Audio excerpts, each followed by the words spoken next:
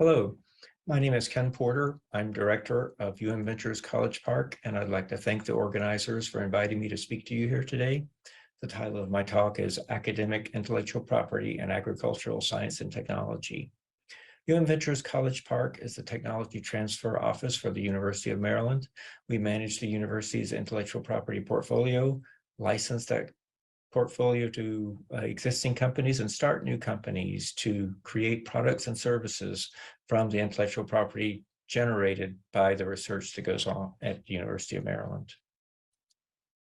The University of Maryland, we are located on the eastern seaboard of the United States. We're in central Maryland and located about 10 miles northeast of the White House in Washington, D.C.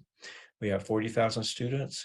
We conduct about $600 million in research each year, file 250 patents, and have 60 US patents issued. What is the relationship between academic research and technology transfer? The mission of academic research is to create and disseminate knowledge, and the mission of technology transfer is from that new knowledge to create products and services for the public good. And how is that accomplished? Well, if you look at the university as the innovation infrastructure, from that infrastructure, research is conducted, new knowledge is created, the knowledge is disseminated, principally through publications and presentations, and that dissemination enhances the reputation and resources of the university and leads to more research capabilities. And so that we call that the virtuous research cycle. Technology transfer interfaces with the virtuous research cycle at the knowledge creation. Knowledge creation. So some of that knowledge created can be inventions. And if invention is created from university research, the inventor discloses that invention to our office. We can patent and license that technology. And from the license, products are developed, royalties are received, and corporate partnerships are created. That's a form of knowledge dissemination. And that knowledge dissemination enhances the reputation and resources of the university and enhances the research infrastructure. Another way that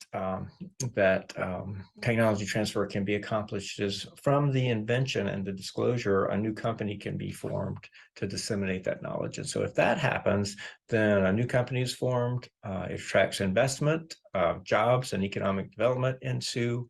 Again, this is another way to produce products, which is a form of knowledge dissemination. That enhances the reputation of the university and further enhances the innovation infrastructure to lead to more research. So academic technology transfer has been going on for 150 years.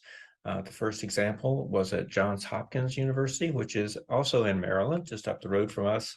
And from toluene research, saccharin was created.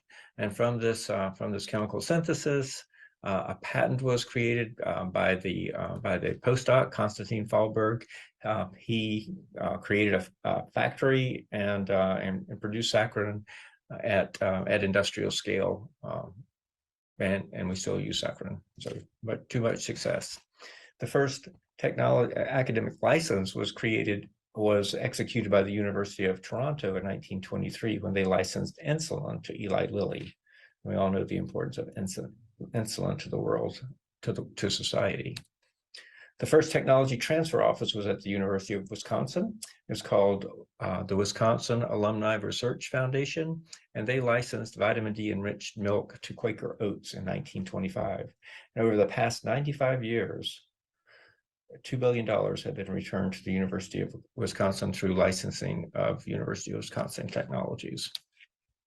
The first industry created by academic technology was biotechnology. And so Stanford University and the University of California, San Francisco licensed the Cohen-Boyer patents, which is the cloning patents, to 468 companies, which generated nearly 2,500 known products and over $250 million in license revenue from $35 billion in sales. And these 11 companies created about 90% of those sales. So more generally, what are the foundations of technology? Well, Western tradition. The first intellectual property was in Greece, in Cyprus, Greece, in 500 BC, when they granted a 1-year exclusionary right to chefs for their recipes. For the US, patents are enshrined in the Constitution to promote the progress of science and useful arts by securing for limited times to authors and inventors the exclusive right to their respective writings and discoveries. There was a Patent Act in 1980. Thomas Jefferson, as Secretary of State, led the first patent review board and personally reviewed every patent for the first 3 years. George Washington signed the first patent, which was for producing potash, which is, of course, an ingredient in fertilizer relative to this and relevant to this audience. U.S. government-sponsored research started just after World War II, which is a principal funder of research at universities. The Bayh-Dole Act was passed in 1980, which allowed universities to take title to inventions created through government-sponsored research. And of course, university policy prescribes how the intellectual property is administered at each institution. And for us at the University of Maryland, the intellectual property was recently updated in 2018.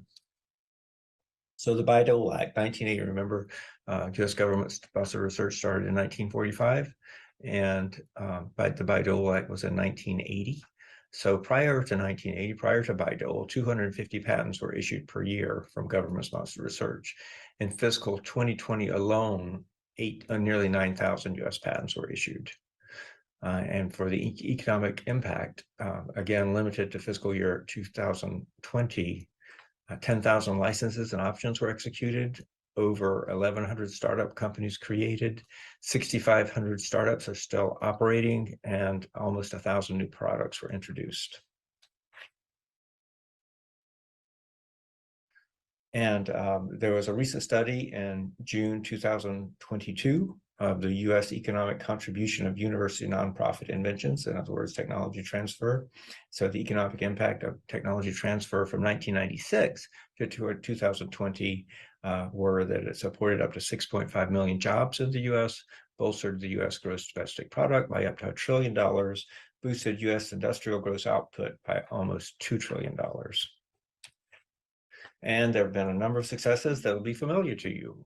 So Google, the pacemaker, several vaccines, HPV, hepatitis, and rotavirus were all created from university research. And at the top, you'll see Honeycrisp apples. And so agricultural innovation is very important to university research and to technology transfer. So the title of my talk was Agricultural Intellectual Property. And so what intellectual property protections are available to agricultural products in the US? And so trade secret is available. That's administered by the US Patent and Trademark Office, where you just don't tell anybody about your new variety. And you're free to use it for yourself forever. There are trademarks, again, administered by the USPTO, and Honeycrisp is an example of that. So a variety has a name on it. Nobody else can sell an apple under the trade name Honeycrisp. They're also contract, and contracts are regulated by state and federal courts. These are private agreements to what you do with your agricultural innovation. And a form of contract is the Open Source Seed Initiative, which makes new seed varieties available for use, but restricts the recipients of the seeds to not restrict further use of the seeds and their derivatives. Open Source Seed Initiative, which is administered by private contract. The U.S. Department of Agriculture issues plant variety protection certificates to protect new varieties. So it protects seeds, tubers, and asexually reproduced plants. The term is for 20, it protects a new variety for 20 years or 25 years for trees or vines. And there's a farmer's exemption. That is, farmers may save and use seed from new varieties, and they may sell these seeds to other farmers. The USPTO also offers protection for new varieties in the form of plant patents. Plant patents protect plant varieties, that is seeds, tubers, and asexually reproduced plants for a term of 20 years. And also utility patents, which protects traits in living organisms, including plants. The term also is for 20 years. And utility patents offer greater protection than plant patents, but also the requirements for having a utility patent issued are more stringent, with requirements for a detailed written description and evidence of novelty, non-obviousness, and utility. So at the university, we take advantage of many of these vehicles for intellectual property protection, including trademarks, plant variety protection certificates, and plant and utility patents. And we have all of those for certain apples, strawberries, blackberries, raspberries, and wheat. So we have a College of Agriculture and intellectual property as a component, an important component of the research that's conducted there. So that concludes my talk for describing intellectual property in general and at the University of Maryland, and I'll be available live to take questions. Thank you.